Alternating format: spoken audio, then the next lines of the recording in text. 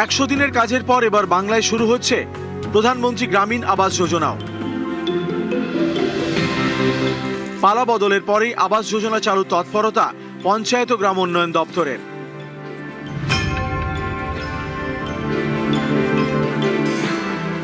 গ্রাম বাংলার আর্থসামাজিক উন্নয়নে এক যুগান্তকারী প্রকল্প প্রধানমন্ত্রী আবাস যোজনা।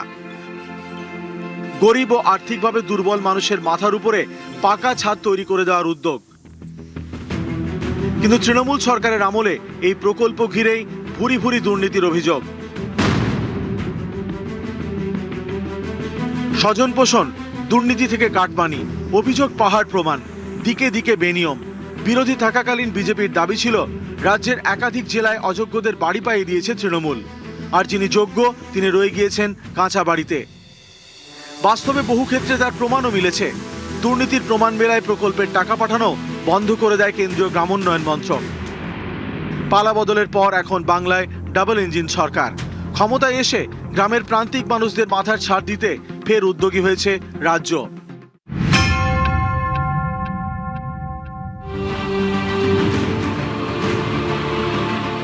তৃণমূলের বাংলা আবাস অতীত, নবান্নে পালা বদলেই ফের ঘর পাবে বাংলার লাখো লাখো পরিবার। খুশির হাওয়া জেলায় জেলায়। অবশ্যই এই বিষয়ে আমরা তো খুবই আশাবাদী, কারণ দেখেছি গ্রামাঞ্চলে বহু লোকেরই হয়তো যাদের সুপারিশ নেই, সেরকম লোক ছিল না পিছনে বলার, সেরকম লোক মানে যারা অ্যাকচুয়ালি তারা ডিপ্রাইভ বঞ্চিত হয়ে আছে, সেই লোকগুলো এবারে নিশ্চয়ই পাবে আশা করছি। নতুন সরকার এসছে, তাদের কাছে তো অনেক আশা রয়েছে, আমরা আশা করছি যে উন্নতি হবে। কেন্দ্রীয় সরকারের ফ্ল্যাগশিপ প্রকল্প প্রধানমন্ত্রী আবাস যোজনা। এই প্রকল্পেই দুর্নীতির ঘুণ ধরে তৃণমূল জামানায়। আমাদের দিকে তাকায়নি, একটাই কথা, আপনাদের হবে না। একটা বাড়িতে 3টে ঘর এসছে, আর কি বলবো। যাদের ঘর আছে তারাও পেয়ে আছে, যাদের ঘর নেই তারা পায়নি, আর যাদের প্রয়োজনই তারাই পেয়ে আছে। তারা কি করে ফেলল? ওই কাটমানি।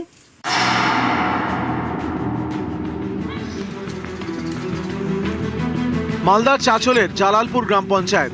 এখানে আবাসের ঘর পাওয়ার জন্য কাটমানি দেওয়াই ছিল অলিখিত নিয়ম। ঘর পাইয়ে দেওয়ার নামে গরিব মানুষের টাকা আত্মসাতের ঘটনাও ভুরি ভুরি। তৃণমূল পঞ্চায়েত সদস্যের স্বামীর বিরুদ্ধেই অভিযোগ গ্রামবাসীদের। এতদিন ভয় চুপ ছিলেন, পালা বদল হতেই মুখ খুলছেন তারা। আমার 10,000 টাকাও নিয়েছিল, এখন পর্যন্ত আমাকে ঘরও দেয়নি, টাকাও ব্যাগ দেয়নি। কে নিয়েছিল? জাহাঙ্গীর নাম্বার টিএমসির। আমাকে টাকা দাও, তোমাকে ঘর করে দিচ্ছি। 10 জনের টাকা ওরা উঠিয়েছে। কারোর কাছে 20,000 টাকা নিয়েছে, কারোর কাছে 10,000 টাকা নিয়েছে। এখন পর্যন্ত কাউকে ঘর দিতে পারেনি, দেয়নি।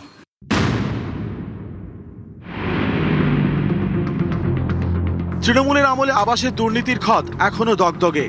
গরিবের মাথার উপর পাকা ছাদ দেওয়ার মহৎ উদ্দেশ্য নিয়ে যে প্রকল্প শুরু হয়েছিল, পশ্চিমবঙ্গে তা শেষ পর্যন্ত পর্যবেসিত হয় প্রাতিষ্ঠানিক কেলেঙ্কারিতে। অভিযোগ ওঠে আবাসের বাড়ি পেতে কাটমানি দিতে হতো তৃণমূল নেতাদের। পাকা ঘর থাকলেও বাড়ি পেয়েছেন অযোগ্যরা, বঞ্চিত হয়েছেন অসংখ্য যোগ্য ও গরিব মানুষ। উপভোক্তাদের নাম ও তথ্য নথিভুক্তর ক্ষেত্রেও জালিয়াতি। স্বজন পোষণ আর দুর্নীতির অন্ধকারের খেলায় চুরমার হয়েছে গরিবের স্বপ্ন।